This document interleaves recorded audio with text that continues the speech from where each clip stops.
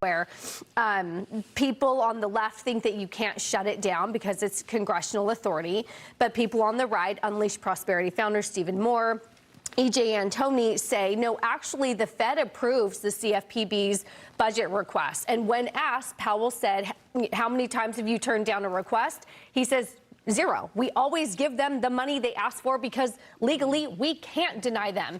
But the irony is it's supposed to be coming from the Federal Reserve's profits.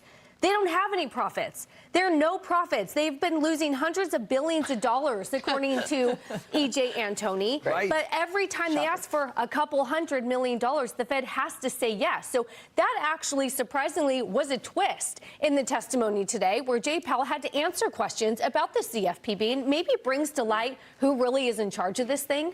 So, you know, if you go back to the beginning of the first Trump administration, there was a Supreme Court case that shook up the CFPB because it was designed to basically be an unaccountable institution. Right. Exactly. Right? Like a fourth branch of government where you have three co-equal branches, the legislative, the judicial, and the executive. And bringing all this together, district judges in Boston, in Rhode Island, in New York are not co-equal with the executive, and they cannot take out the executive's power. They can't declare war. They can't write laws.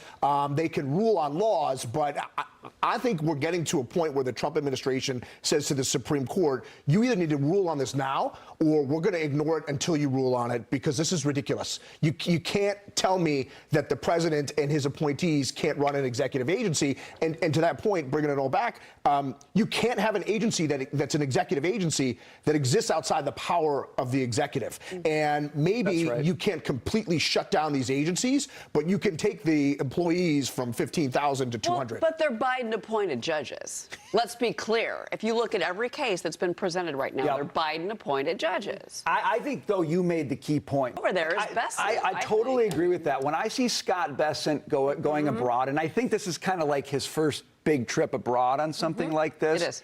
I see somebody who's there to get a good deal done. That was not the case. Under Janet Yellen, when she went abroad, I thought, what new global tax is coming next? Right. That's not going to happen with Well, Bessent. and from an economic perspective, when you think about rare earth minerals, China's killing us at that game. You think about its cell phones, EVs, which may or may not be popular now, but missile systems, all of these other electronics that we need. So if there's actually an economic deal to be done, I'm interested.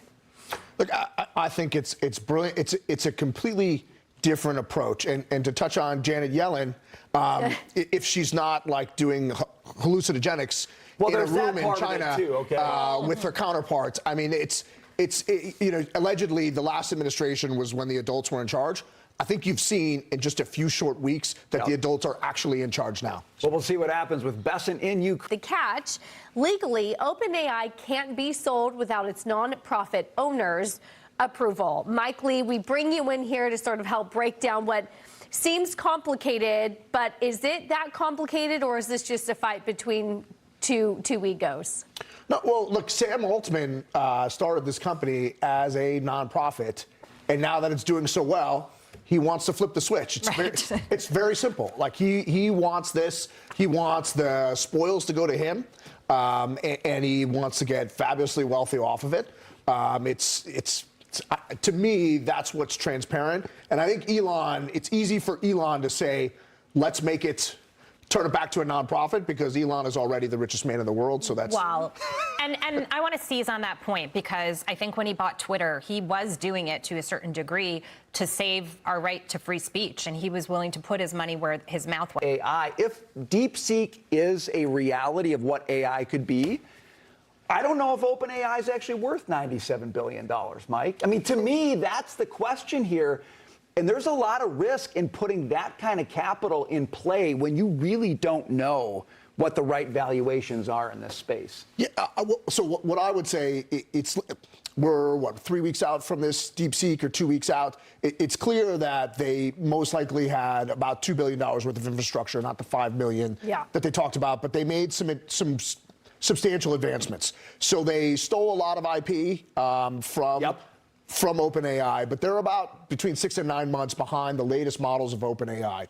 And I think if you want to restrict China, it doesn't come from restricting OpenAI. It comes from taking away China's access to compute and computing power vis-a-vis NVIDIA GPUs, Marvel GPUs, AMD GPUs, and not letting them have the access, because this is a race. And so the farther we get ahead, the harder it is going to be for them to catch up, because all of these things are on an exponential path. So if we're 9 months ahead and they make a breakthrough, which happens often in AI, well, all of a sudden you can 10x the speed. Yeah. Okay, That's the point, is the breakthroughs that happen, your valuation today of $90 billion may be nothing if a domestic DeepSeek kind of thing comes on the scene. Then you've overpaid for all these assets and all these algorithms when somebody else has found a better way. To me, that's the possibility here, which is why tread lightly when you're making big offers for the AI. issue that I have with this is we paint China as a bad actor, and I'm not saying that China isn't. It's certainly something that we have to watch for in this country.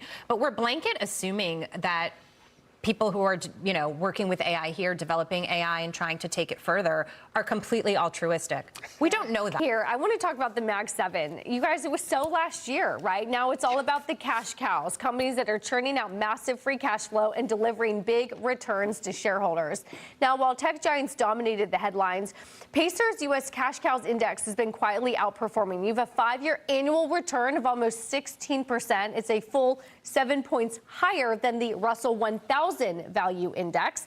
And if the market is getting a little shaky on big tech, these companies like Qualcomm, Gilead, Valero, those could all be a safer bet for investors looking for stability and strong returns.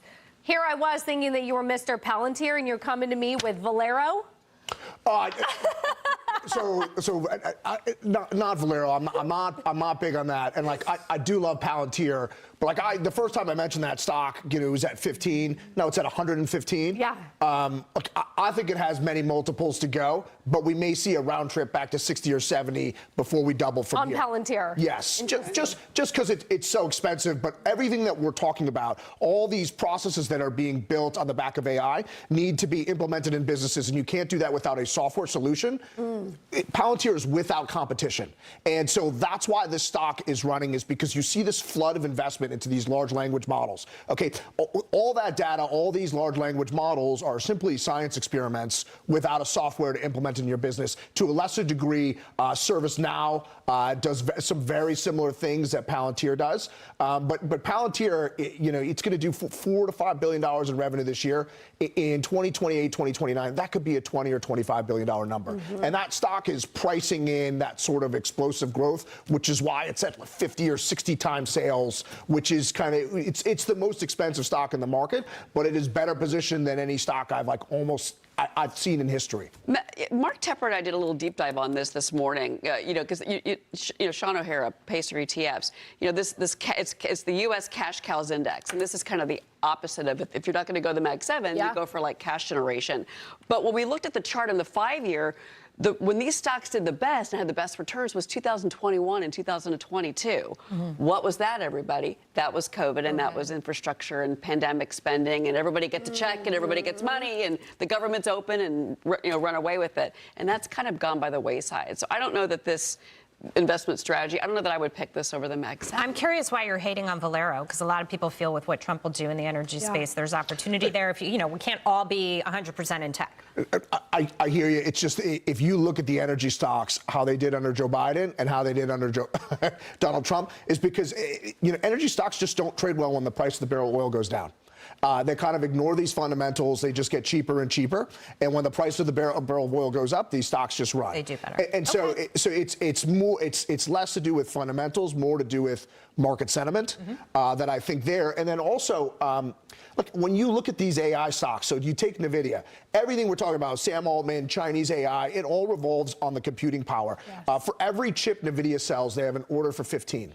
So it's a 15-to-1 demand to what they can actually sell. You see Microsoft missing numbers by minuscule amounts. It's because they simply cannot build more cloud servers. Yeah. Same thing with Google, same thing with Amazon. It's this, you are at capacity. And it's going to be that way. And the cheaper AI gets to build, it's called Javon's paradox, where the cheaper technology gets, the more it explodes, the bigger it gets, and the more demand there is for it. And we are in that phase. This is the largest digital technology transformation in the history of time. It's going to be the largest technology investment in the history of time. Tell us how you really feel. Well, we got to go. We got to leave it there. We love you, Mike Lee. Coming up, Fed Chair Jerome Powell just made